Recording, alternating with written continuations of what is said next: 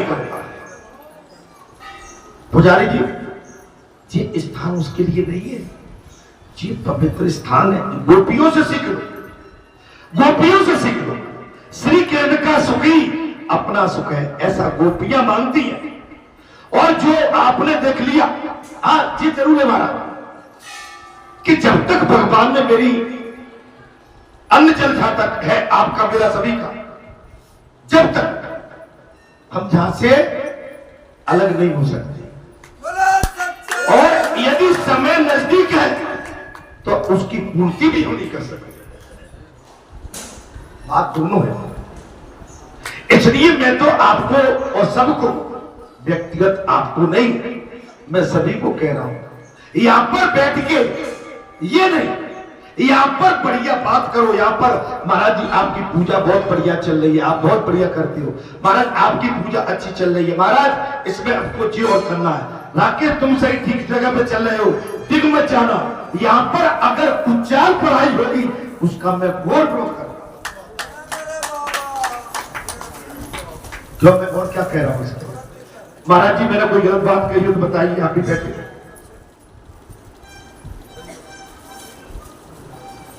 बच्चों यही तो है, या तो फिर हमें भी हनुमान जी के बन नहीं पाए सही, प्रभु को बनाना पड़ता। मैंने अभी अपनी बीती बात बताई थी ना, मैंने प्रभु से बहुत छुटकारा चाहा, मैंने जहां तक कि संन्यास तक ले लिया। बच्चे छोटे छोटे थे, मैं छोड़ के चला आया था, लगभग 8-10 महीने तक बच्चे छोटे, नंगे पैर, जूता चप्पल पैर में नहीं, धोती कुर्ता। बताइए आप सोच सकते हो क्या? मैंने मुझसे बालाजी ने क्या क्या नहीं कराया जब मैं जानता हूं। बालाजी ने मुझे क्या क्या सीख नहीं दी है ये मैं अच्छी तरह से जानता हूं। बालाजी ने मेरी उंगली पकड़ी, मेरे कान पकड़े, मेरे हृदय को साफ कर दिया, मेरे हृदय के अंदर जो बीमारी थी संसारी उसको खत्म कर दिया।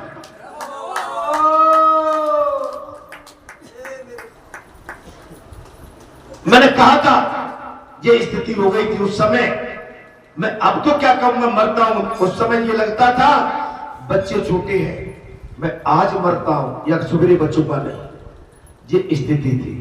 24 घंटे सरकार मुझे सोने नहीं देती थी, 24 घंटे दिन रात वो स्थिति मेरी करती थी। बच्चे तीनों छोटे छोटे थे, चिल्लाते थे, रोते थे, तुम्हारी बहू ना समझती उस समय, परदेश में हो गए। आप समझिए उस परिवार ने वहां कितना बड़ा संघर्ष किया, जिसके पास दौरानी है, जेठानी है, सास ननद कोई नहीं। मैं क्या कह रहा हूं, समझ में आ रही है कि नहीं आ रही?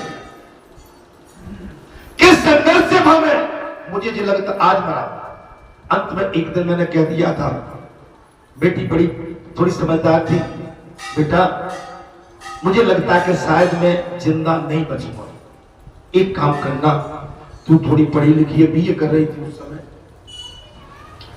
मैंने सब व्यवस्थाएं कर दी है। बाकी अगर भरी जवानी में कोई 3 बच्चों को छोड़ के संन्यास लेके भाग जाए, उस परिवार की क्या स्थिति हो सकती है, शायद तुम्हें कल्पना भी नहीं होगी, आवाज भी नहीं होगा वैसा। कैसे वो समय निकला है, कैसे मैं यहां तक, कितने धक्के खा के यहां तक पहुंचा हूं।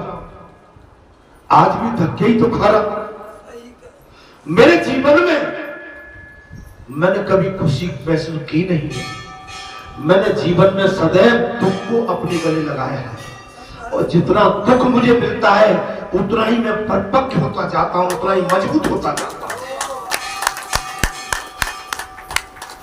मैं आपसे क्या कहूं, संघर्ष किया है, बनाया, मानवता का नाता रखा, मानवता मेरे लिए सर्वश्रेष्ठ है, और यही मेरी सबसे बड़ी पूजा है।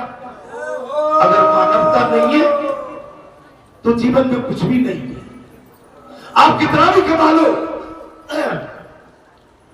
आपके घर उन नोटों को गिनने के लिए कोई नहीं आएगा। मैं कथा को विराम की ओर ले जाता हूं। इसलिए निष्काम भक्ति भगवान से करो। भागवत का मुख्य विषय यही है हमारा। अर्थात कहां चल रहे थे बेटा जी? यही कही, अच्छा जा कही। ये दुसास महाराज अर्थात सीताराम, हाँ मेरी कानों में आंखों में थोड़ा जल भरा हुआ है, आंखें धुंधली हो गई है, ठीक नहीं। महाराज मुक्ताबाई आ गई, मुक्ताबाई आ गई। मैं इसी के साथ कथा को विराम देता हूं, ठीक है? ज्यादा से ज्यादा 2-4-5 मिनट का प्रसंग है और बस यही है मेरा आप सबसे कि अपनों से प्रेम करना सीखो, निष्कपट, निश्चल, निष्पाप और निस्वार्थ। आप जब अपनों से, आत्मा से आत्मा और मन से मन मिला देंगे ना, तो संकट कभी आपके पास आ नहीं सकता है। मुक्ताबाई ने पत्र का उत्तर दे दिया, बात आ गई। क्या दे दिया महाराज? एक संत को महाराज भाषा संत जान सकते, एक संत की भाषा केवल कौन जान सकते महाराज? वे कोरा कागज भी पढ़ लेते। एक संत कोरा कागज वो पढ़ ले। मुक्ताबाई ने अपना एक पत्र एक संत को दे दिया। 1400 माल की तेरी आयु, साल की 1400 साल की तेरी आयु होगी, फिर भी तू पूरा का पूरा। आयु 1400 साल की, और आयु कैसी? कोई की कोई। और महाराज बाणदेव ने सोचा कि ऐसे ज्ञानी पुरुष से मिलना चाहिए, ऐसे संत से तो मिलना चाहिए। अपनी सिद्धियों के महाराज, अपनी सिद्धियों के प्रदर्शन के लिए उन्होंने बाज पर सवारी की और सर्प की लगाम बनाई, और इस प्रकार से ज्ञानेश्वर से मिलने के लिए वहां जा रहे थे। इस ओर से ज्ञानेश्वर से किसी ने कहा कि वामदेव बाघ पर सवारी करके आपसे मिलने के लिए आ रहे हैं।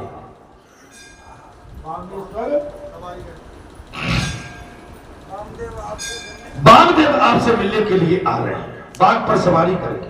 इस ओर ज्ञानेश्वर ने किसी ने कह दिया कि वामदेव बाघ पर सवारी करके आपसे मिलने जा रहे हैं। और ज्ञानेश्वर ने सोचा कि इस बूढ़े को अपनी सिद्धियों का अभिमान हो गया, इस बूढ़े को अपनी सिद्धियों पर अभिमान हो गया।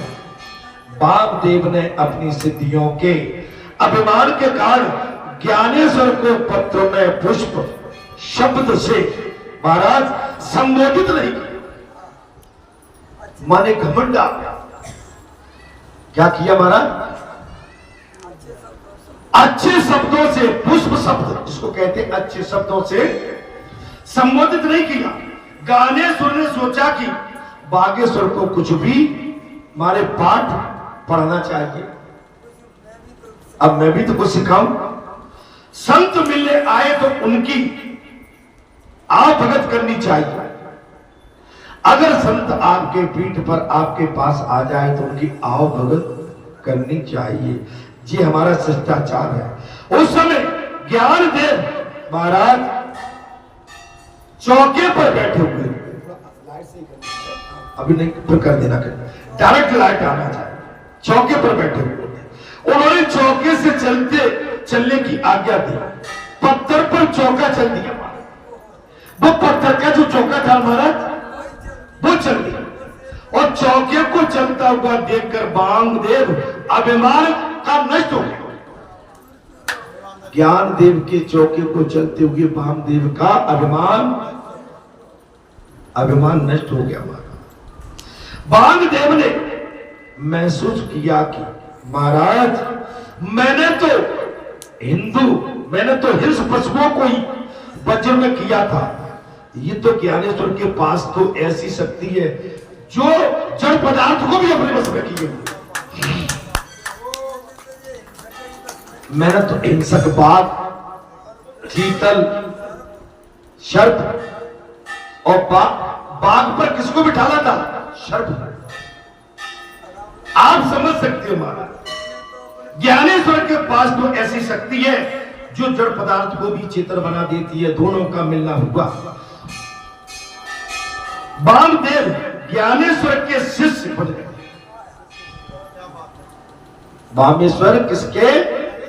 ज्ञानेश्वर। ये जड़ता हमारे ये दृश्य ये सिखाता है कि हम लोग हठ पूर्वक और मन को महाराज मन को नियंत्रित करने की अपेक्षा प्रेम से मन को बस में कर। हट छोड़ क्या करना पड़ेगी? प्रेम से मन को बस में करना पड़ेगा। हम इससे बात नहीं करेंगे, उससे बात नहीं करेंगे, इससे नहीं, हम इसको पटाके भले ही वो बैठे रहे इनसे काम निकाल लेंगे। जो ईगो है, अभिमान है, ये हट फुटता है, हट बल है आपका, ये आपको हमको कहीं ना कहीं नीचे गिरा देता है। इस हट वाले कल्चर को और संस्कारों को हमें त्यागना चाहिए। जब हमसे कोई नहीं बोलता है, एक बार हम ही उससे अपने आप बोल जाए और बोलना चाहिए।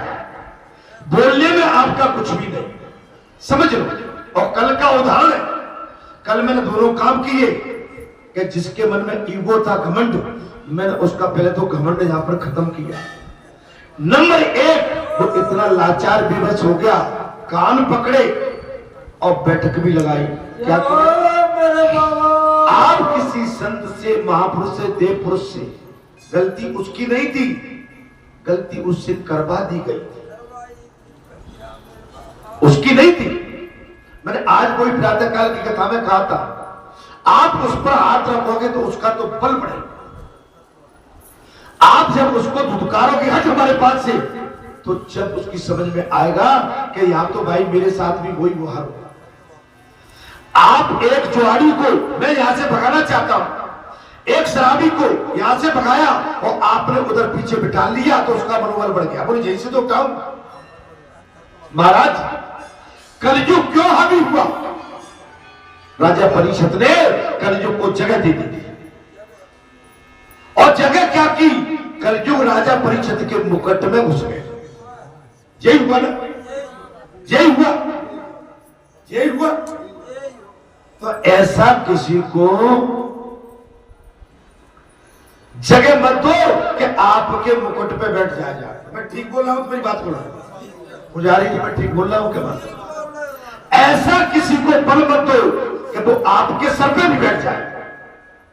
मैंने प्रातःकाल की कथा में कहा था कि जितनी भी इस समय विपक्ष पार्टियां हैं, बांग्लादेश के विषय में किसी का भी एक भी महाराज एक संवेदनशीलता का एक भी शब्द अभी सामने नहीं आया। हाँ, कल अखिलेश ने जरूर कुछ कहा है, लेकिन उसने भी लीपा पोती करके कहा है। क्या कहा है? अखिलेश तो मुगलों का सरदार है। कौन है? कौन है कि नहीं? मुझे कोई डर नहीं है किसी से। अगर आप अपने धर्म को छोड़ के, मैं उस धर्म का भी अपमान नहीं करना चाहता, मैं इस व्याट पीठ पर बैठ के किसी के धर्म का अपमान नहीं करना चाहता, लेकिन कोई हमारे धर्म का अपमान करेगा तो मैं उसके लिए मैं उसका विरोध करूंगा और घोर विरोध करूंगा। सनातनियों जागो, ये तुम्हें पछाड़ देंगे। ये तुमने जो रोड पे बसावट बना दी है ना, ये तुम पर भारी पड़ने वाले हैं 5 साल के अंदर। कितने दिन के अंदर? 5 साल के अंदर इनका वोटर लिस्ट में नाम होगा, इनका सब यही का बन जाएगा। और इनका एक वक्फ बोर्ड ऐसा है, वक्फ बोर्ड, ये जिस सरकारी जमीन पे हाथ रख देते हैं वो वक्फ बोर्ड इनका उनकी अनुशंसा कर देता है और सरकारी जमीन उनकी हो जाती है। तुम्हारी समझ में नहीं आ रहा। नेक लालन के पीछे, अरे ये कागज के पीछे तुमने अपना धर्म बेच दिया। मैं इसी वाणी के साथ अपनी बात को भी विराम देता हूं। मेरे से जाने अनजाने में जो भी बातें निकली, अगर आपको अप्रिय लगी हो तो मैं वापस लेता हूं, लेकिन बात मैंने सत्य कही है। आपको सीख लेना चाहिए और मैं तो आपके मन की किताब बता दूं, इसलिए मैंने ये बात कही और किताब बता भी दी। इसलिए मेरा सभी से विनती भी है, अनुरोध है, अगर मुझसे प्रेम करती हो तो मेरे भाव को समझो। मैं फिर कह रहा हूं, अगर मुझसे प्रेम करती हो तो मेरे चाल चलन को पकड़ो। मुझसे प्रेम करती हो मेरे कर्म धर्म को पहचानो।